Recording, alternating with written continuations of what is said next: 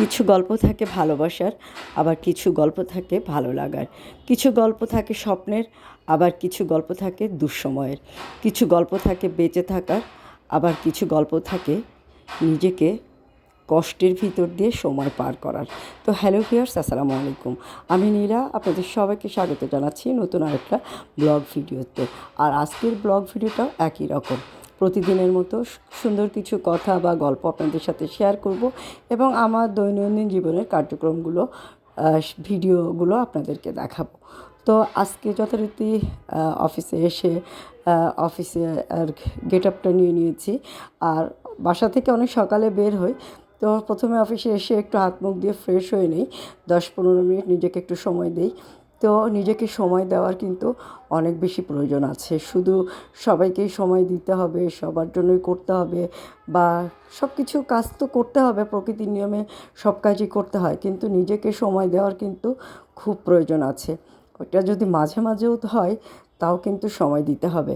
কেননা জীবনের সব গল্প কিন্তু একরকম হয় না। কিছু ভালোবাসার থাকে, ভালো লাগার থাকে, স্বপ্নের থাকে, দুঃসময়ের থাকে, কষ্টের থাকে, সুখের থাকে। আর এটাই হচ্ছে মানুষের জীবন।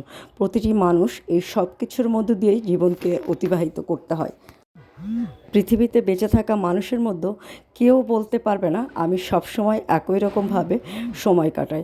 আবার কেউ এটাও বলতে পারবে না আমি আমার জীবনে শুধু সুখে কিংবা দুঃখে দিন কাটাই। কিছু সময় খারাপ, কিছু সময় ভালো, এভাবেই চলছে এবং এভাবেই চলবে মানুষের জীবন। আর অবশ্যই দুঃখ আছে বলে সুখের এত মর্যাদা, আবার সুখ আছে বলে দুঃখ এতটা কষ্টের। যেমন দিন আছে বলেই রাতের অন্ধকারটা ভালো লাগে, আবার রাতের অন্ধকার আছে বলেই দিনের আলোটা এতটাই ভালো লাগে। একটা আরেকটা থেকে কম কিছু নয়, একটা আরেকটার উপর সম্পূর্ণভাবে নির্ভরশীল। সুখের সময়গুলোতে আমরা যেমন অনেক বেশি আনন্দে থাকি ও সুন্দর কিছু মুহূর্ত কাটাই, ঠিক তেমনই খারাপ দিনগুলোতে কষ্ট না পেয়ে নিজেকে শক্ত করার প্রয়োজন। একটা কথা আমাদের সব সময় মনে রাখতে হবে, আর সেটা হলো যা কিছু হয় সব কিছু ভালোর জন্যই হয়।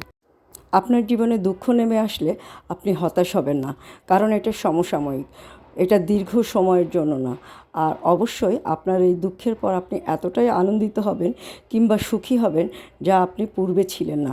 তাই আমি আমার ব্যক্তিগতভাবে নিজের অভিজ্ঞতা থেকে বলবো, কখনো নিজেকে ছোট ভাববেন না ও আপনি শেষ হয়ে গেছেন এমনটা কখনোই মনে করবেন না। কারণ সুখ আর দুঃখ, ভালো সময় খারাপ সময়, এই সকল কিছু নিয়েই আমাদের এই ছোট্ট জীবন। এটাকে মেনে নেওয়াটাই আমাদের জন্য বুদ্ধিমানের কাজ।